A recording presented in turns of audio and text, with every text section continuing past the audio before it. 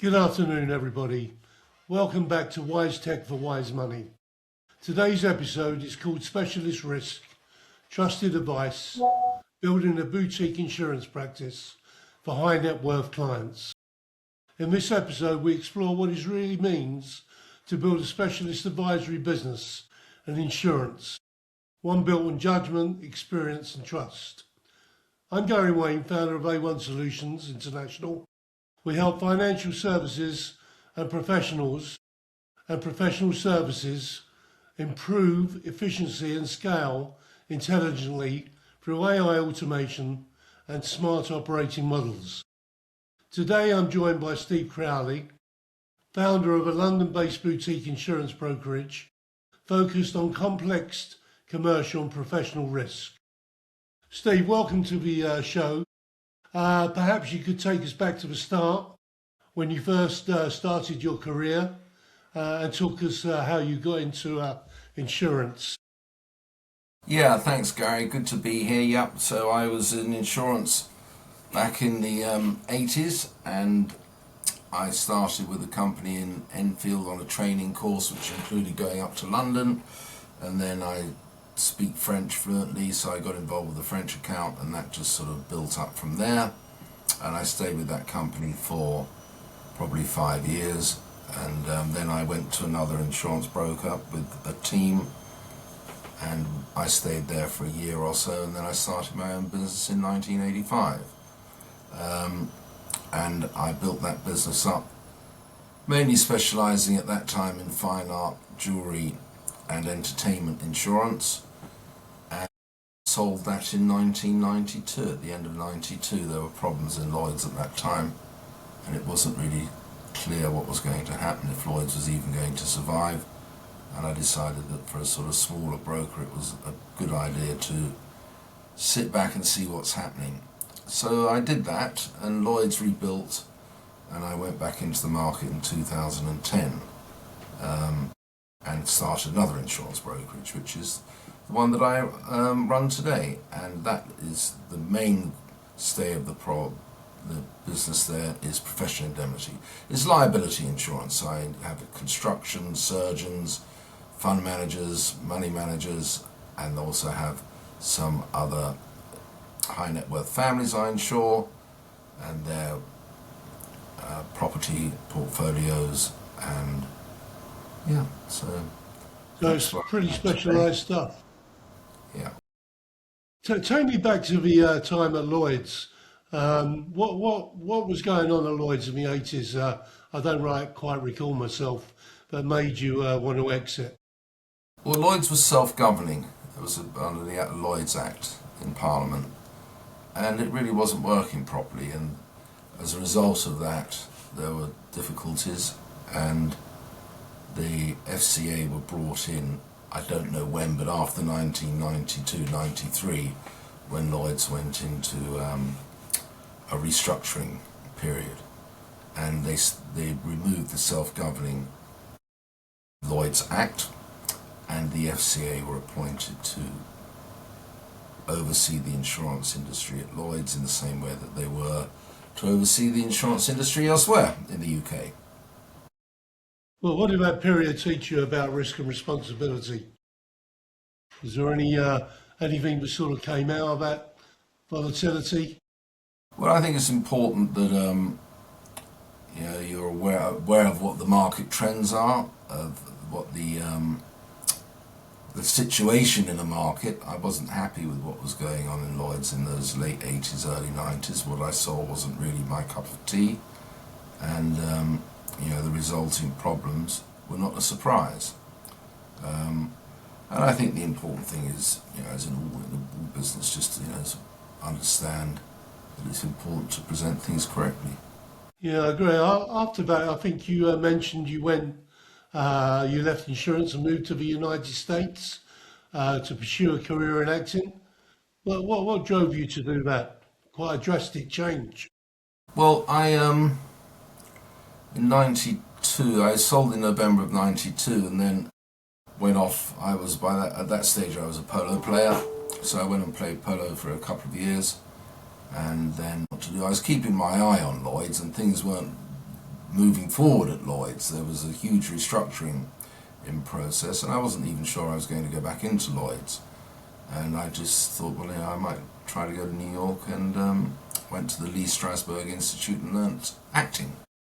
And I ended up going there in 1996, January of 96, having travelled around a bit. Spent 3 years at drama school. Did you star in any major roles or anything we can look up? No, I did theatre in New York, and did that for a year, and then went out to Los Angeles, Hollywood, and stayed there for 4 or 5 years. I got a green card. I was doing voiceover work and commercials and a couple of things, but nothing. I'm on the Sopranos, which is a crime series, which was shot in New York. I remember that, yeah. Yeah. Very briefly, I was a gallery assistant, and the lady was written out. It was all around a racehorse that was written by Mr. Soprano. If they'd written her in, they would have expanded my role. Yeah, I just had a great time. It was a lot of fun, and as I said, I was always looking at Lloyd's. And when I was in Los Angeles acting, there was a lot of downtime, and I took the insurance exams in Los Angeles, in America, California, and started going back into insurance there. And I just thought, I quite enjoyed that. And at the same time, I was approached by a company in London to come back and start an insurance brokerage. I did the terms that we were trying to agree didn't come to a conclusion, so I decided to go on my own again. And that was in 2009, 2010. So what made you set up a boutique model? What was the thinking behind that? Well, it just seemed that the liability side of the business was one that was expanding. Certainly the construction was already there, although that was expanding, but particularly in the fund management, asset management field. And if one looks back over the last 15 years, 16 years or so, there has been a huge expansion in that market. In the same way that really in the 80s the art market exploded, and there was a huge expansion there, and I was in position to cater to that expansion. I've also been in a position to cater to the expansion of the asset management market, fund management market, and so it's been nice to be in a growing market. And I also, with the surgeons, similarly, that market has been expanding during that period of 16 years or so, and so I've been able to provide service to those clients. How has the insurance industry changed over your lifetime in practice and efficiency, etc.? It's a lot bigger. It's a lot bigger. There are many more players in the market than there were before. Back in the 80s and early 90s, the insurance industry, the underwriters employed staff to underwrite the business, and that model has changed today, where a very large amount of business is written by managing general agents, MGAs, who are appointed on behalf of the insurers to write insurance business on their behalf. And that is a big change in the industry, and insurance companies therefore don't need to employ the staff to write that business, and it makes more sense for them to do it that way. So that's a big change. There are many more insurers involved in the marketplace, and they are expanding all the time. So many more people, many more players, a lot more brokers as well. In those days, I don't know how many, there were only sort of 75 Lloyd's insurance brokers registered at Lloyd's, and I owned one of them. But nowadays I don't know how many there are, but there are a much larger number than that. And of course the regulations. We were regulated by Lloyd's, which was a different kettle of fish to the FCA, but both of them worked. A lot more regulated now? I think so, and I think it needed to be. The Lloyd's model didn't work towards the end, in the latter years, and that's why Lloyd's had problems. And the outside regulation is much more effective than the self-regulating body that existed in the 80s and, as I say, in the early 90s. Does that make it harder to get clients? Obviously, No. with the It makes it, in some ways, And quite honestly, in some ways, it makes it easier because with the FCA, we know where we stand. In Lloyd's, there were a lot of personalities involved, and with a self-regulating body, that was always going to be a possibility. And so now with the FCA, it's much clearer. The guidelines are very much more established. It's not a difficult model to work under. I enjoy doing that, and yeah, it works well. You said you took the insurance exams in the States. How different is the insurance market in the US to the insurance market here? Well, in the US, if you want to be an insurance broker in the US, you have to pass the insurance exams. And you have to have a license to call yourself an insurance broker, and to get the license you have to have passed the exams, and you have to carry on with ongoing exams each year. So you need to keep up with that. That doesn't happen here in England or in the UK. You don't need to have an insurance exam to be an insurance broker, and I believe that if you do pass the exams, you do not need to having on monitoring sort of examinations when you have passed it. So there's no need to get qualified in the UK to be an No, insurance broker. it's not a requirement, no. All right, I never realised that. What market is more liquid? Which market presents greater opportunity? Well, I think that a lot of a proportion of the American market come to London, whereas a much smaller portion of the UK market would go to America for insurance. London tends to be the centre for specialist risks, earthquake, etc., fire, the big sort of wildfires, hurricanes, tornadoes.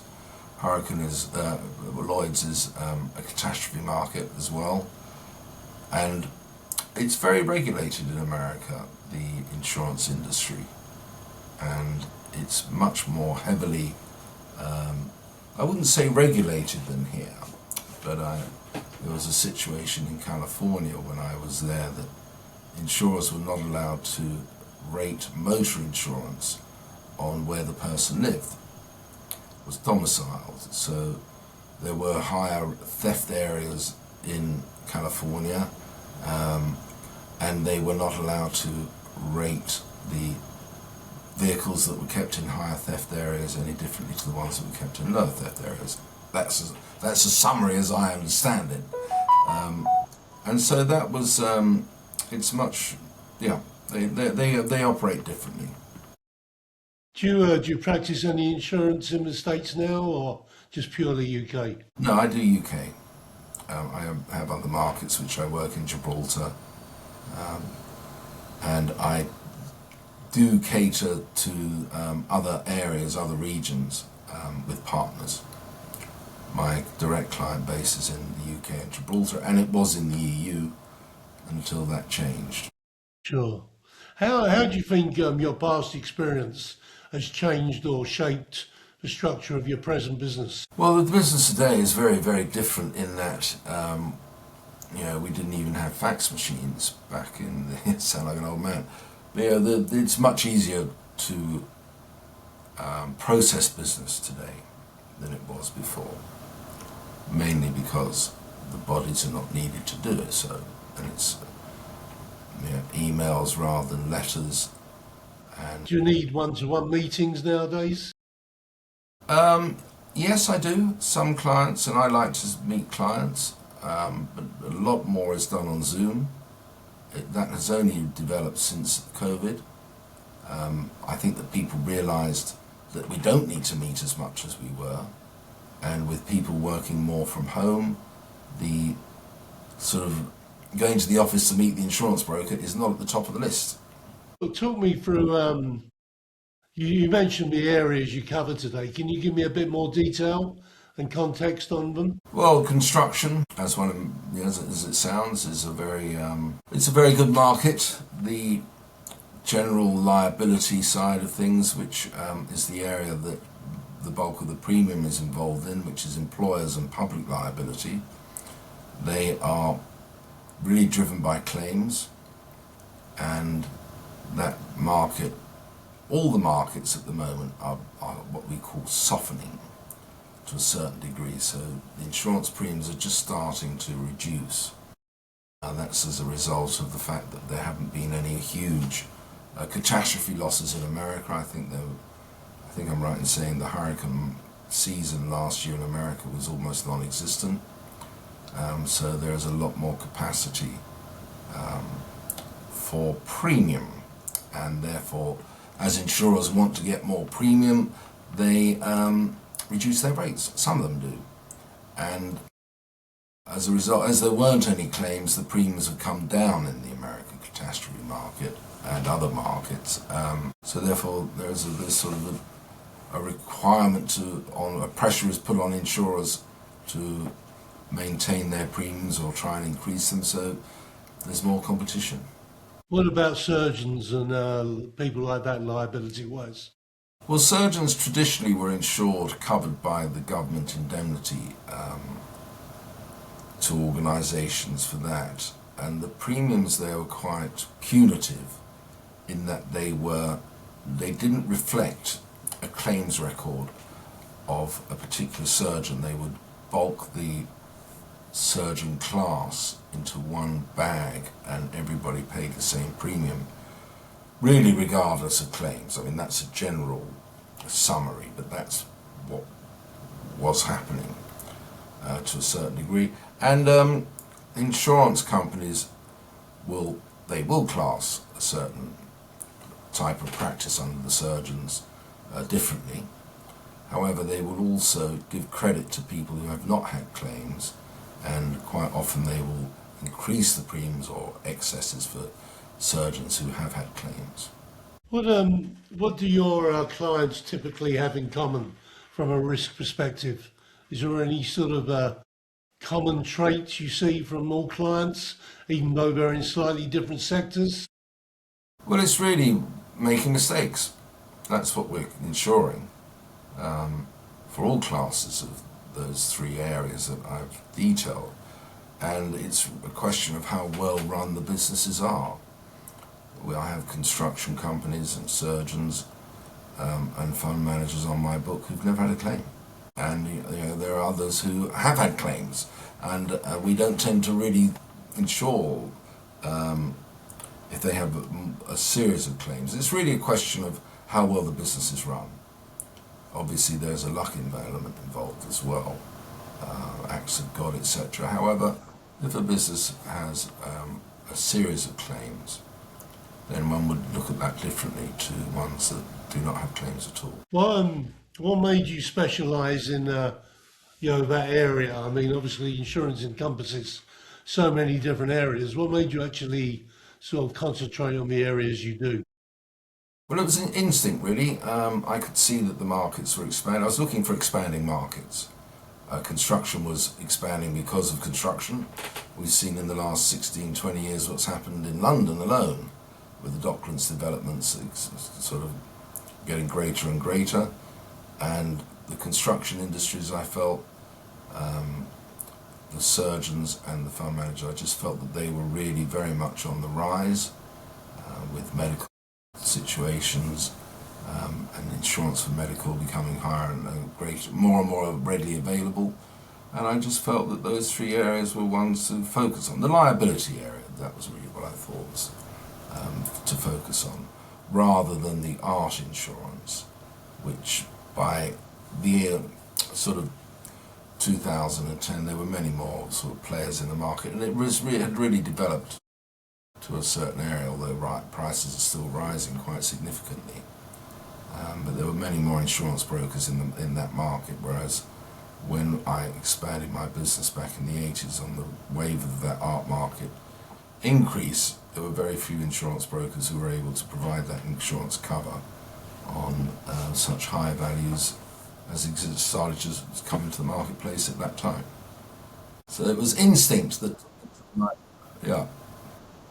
The instinct took me to the liability insurance. Nothing to do with acting, Gary.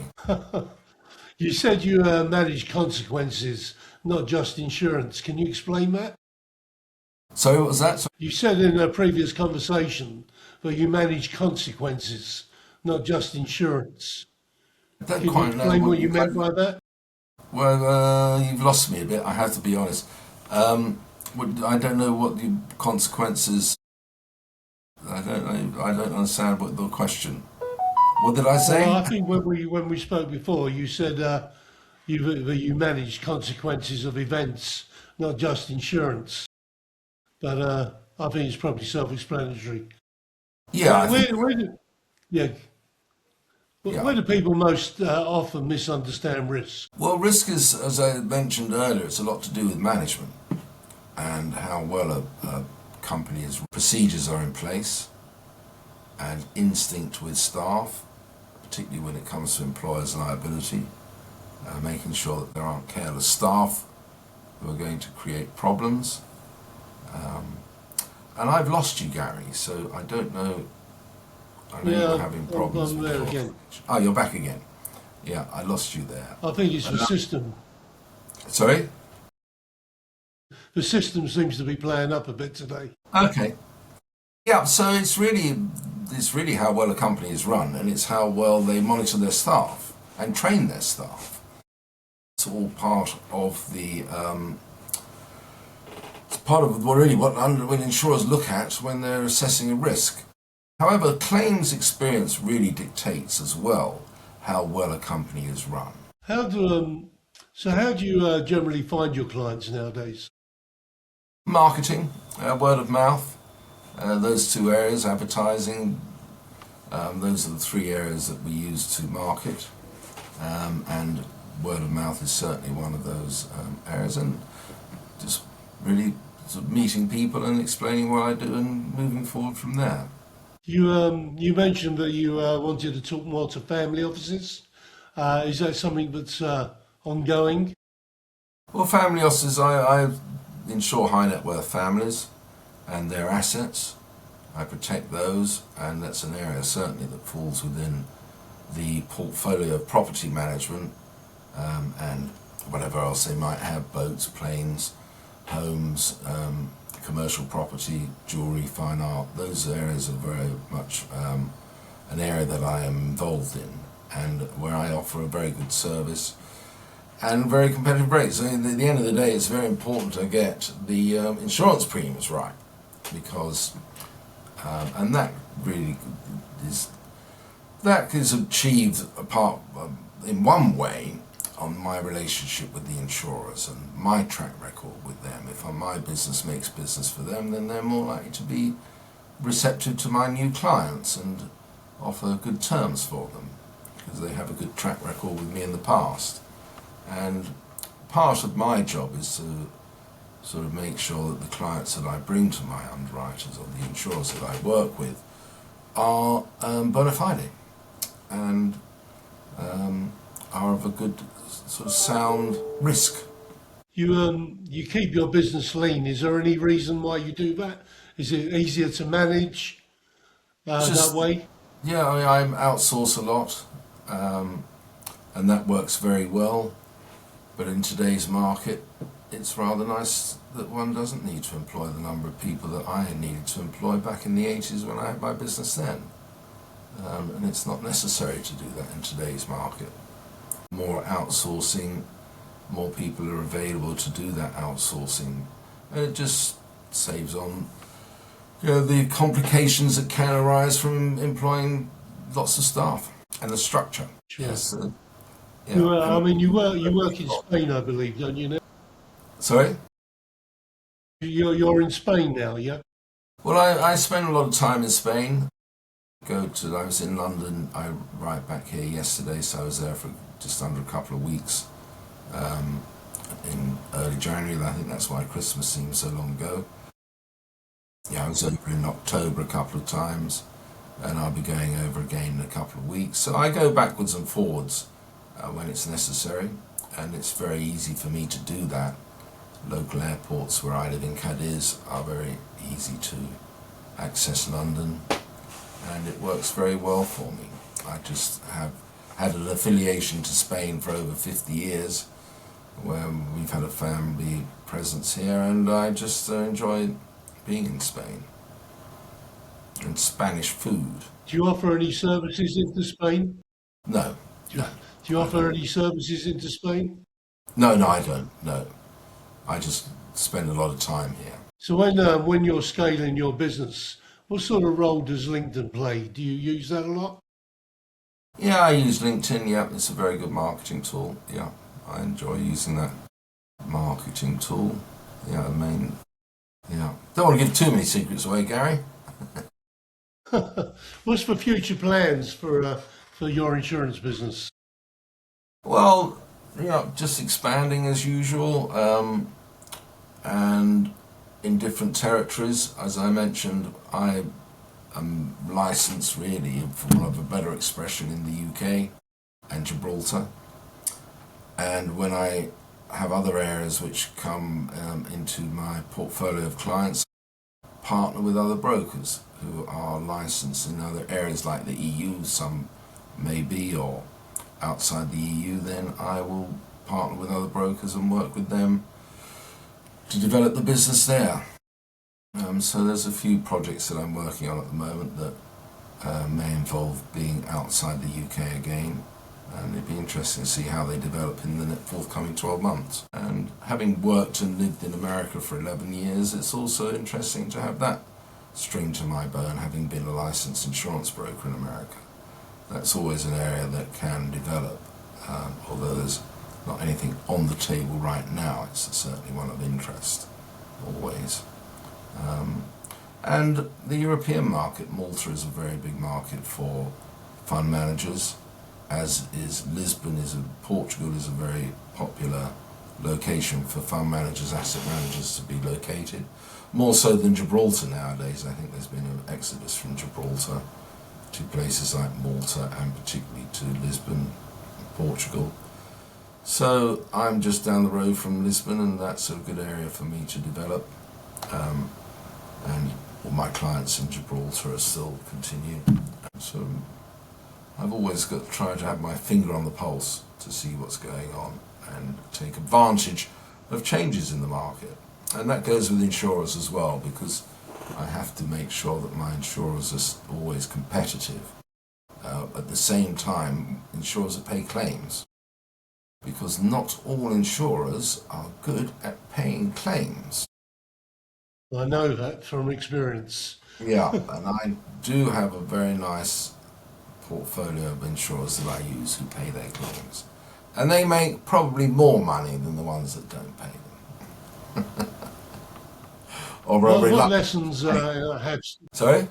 what lessons have stood out the most to you in life regarding insurance business? Well, I think, the motto at Lloyd's was, used to be, my word is my bond. I don't know if it still is.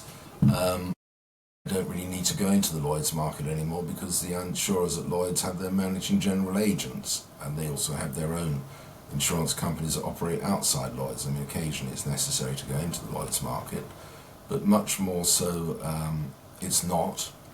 And as I explained, Lloyd's is more and more becoming a catastrophe market for the actual placements in the building, but and others, but at the higher risks really. So I think really there's no client that's worth breaking a relationship with an underwriter. I do the very good job for my clients, and maintaining the markets for everybody is extremely important, and that's what I do.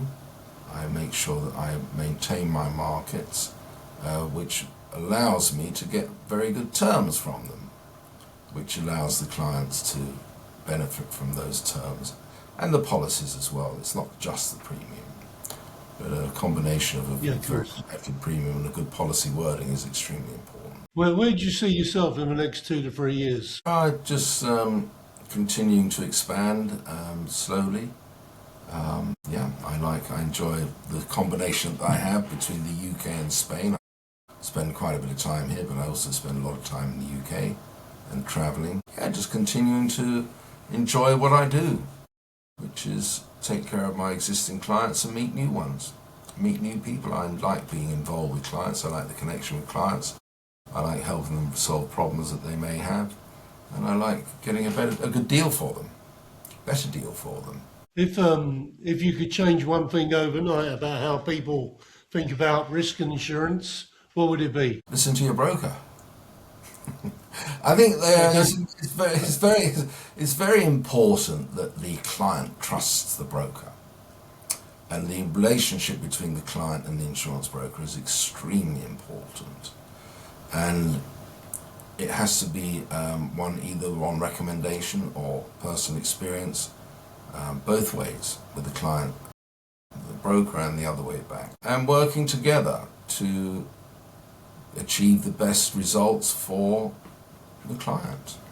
That's really, trusting your broker to a certain extent, obviously, in business, and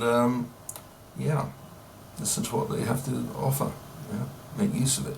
What advice would you give to someone building a specialist professional services business today? Well, I think it's important to have.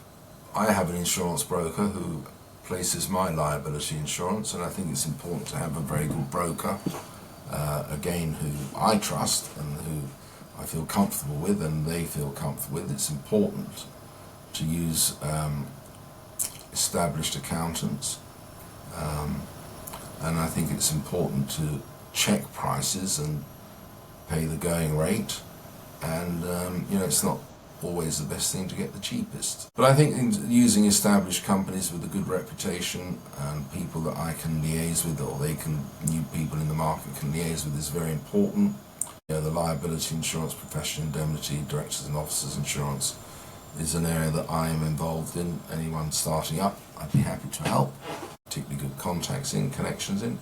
Just really dotting I's, crossing T's, making sure all the things are in place, and FCA is acknowledged and appreciated, really, because they are a huge help in making sure that the market remains stable. And there are people in the market who are sort of disreputable and are getting a bad name for insurance that they're dealt with very quickly. And unfortunately, in any marketplace, that is going to happen from time to time. Choose your insurers very carefully, build relationships with them, and always treat the clients fairly. All right, Steve. Well, I think that wraps it up. Thank you. For people that want to do business with you, where can they find you? How do they contact you? Well, I'm on LinkedIn, Steve Crowley, Sales Navigator. I have a website, crowleyaa.com, crowleyandassociates.com. That's my website, and those would be the two easiest and quickest ways to contact me. And be very happy to hear from people. New clients. It doesn't matter if you've had a claim. I can certainly help companies that have had a claim. I wouldn't want people to think that we don't have clients who've had claims. But we can also help those claims be reduced in years going forward through sort of risk management, etc. Fantastic. Okay, well, just wrapping up, I'm Gary Wayne from A1 Solutions. I want to thank you, Steve, for attending today. You can find me on LinkedIn or on my webpage, as usual, and we look forward to the next episode. Steve, thanks for attending, and we're talking to Tick.